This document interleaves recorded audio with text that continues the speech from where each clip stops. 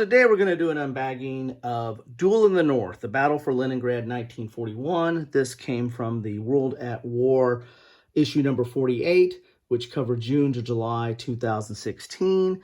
This is part of the magazine games that are put out by Decision Games.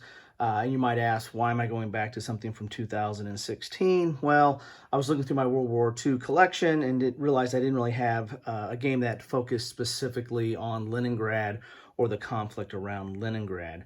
Normally it's addressed in some of my more strategic or operational games, but nothing really focusing on Leningrad. So I wanted to pick this up and take a look at it. So let's get into the bag. And what you get with these games, you get a bag. You get a magazine, you're going to get the map, and you're going to get a counter sheet. So we'll take a look at that. Let's look at the magazine first, though. And in these magazines, there's always the magazines that come with the game. There's going to be usually an article that deals with the game at hand. And in this case, here's the article right here, Duel in the North. So there's a full article on this to give you some historical background and context, which I always appreciate, and is one of the reasons I get the game magazine or the magazine games. The other thing I like about the Decision Games, what they do with the rules, if you can see there, the rules are attached to kind of an insert, like just a flyer or advertisement, and there's got some little sticky glue there that you can just pull the rules right out and store them separately with the map and the counters. And then keep the magazine separately, which I do like that. So that's continuing on that article, but there's other articles in here, and the World at War series is dealing with World War II, so there's going to be other articles dealing with World War II, and you know, I generally like the articles. I think they give some interesting context. They usually give you a lot of charts or maps or graphics, which to go along with the text, which is very interesting. Here's the third battle of Sangja. Probably pronounced that wrong, of course. But that was a Japanese and Chinese battle during the World War II. Actually, end of this is actually in World War II proper, but it actually started before, the Japanese and Chinese conflict started before World War II.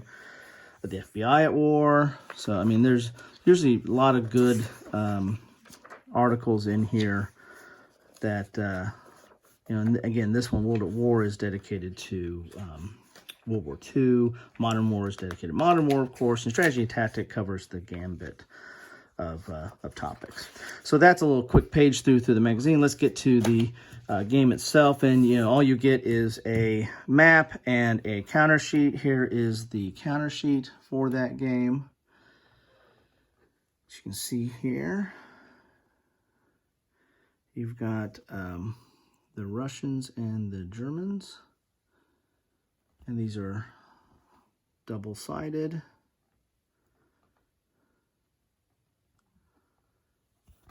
And then you get, there's some markers down here. And, yeah, I'm thinking this might be, I haven't read much about this, but it looks like this might be chit pull, based on some of these counters over here to activate the different units. Maybe, maybe not. Not sure about that. And it's your standard Decision Games counters there. And let's take a look at the map here. You've got your turn track on there. You've got your combat results. You've got your train effects, all on the map. So again, with magazine games, you typically don't get a lot of player aids. So in most of these games, all the charts and everything are on the map itself. So there is the map, or the best I can get it all on the picture there. So you get a good look at the map. Hex and counter, standard, basically kind of standard kind of graphics there. But, you know, very functional. Functional, that's what I said, didn't it? And, oh, it's interesting. I don't see this very often. We got out of play. Got some sections here at the bottom, here at the top that are mentioned, labeled as out of play. I just don't see that. I've seen that on some older games, but haven't really seen that on newer games where they actually call that out. So that's what you get in the issue 48, A World at War. You're going to get Duel in the North, the Battle for Leningrad, 1941.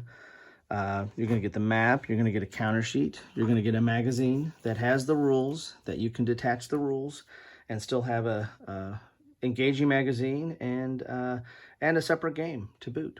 So I hope this was helpful.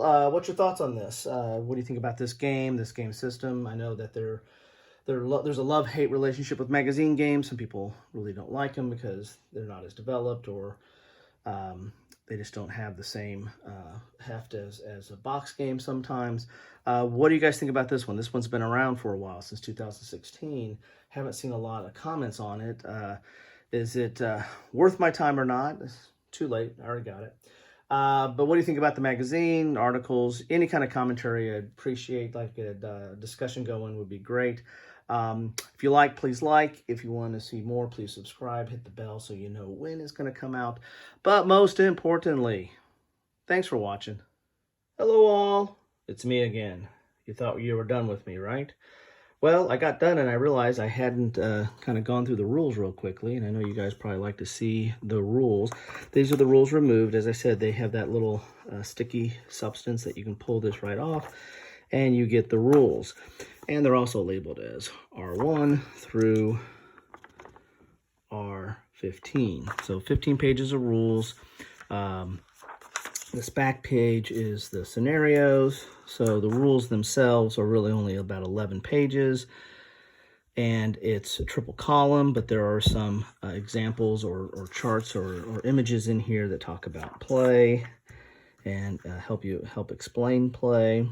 And it's in color. There are some exceptions or notes that are in red, and then you actually have some images of the counters and explaining them as well. So 15 pages of rules.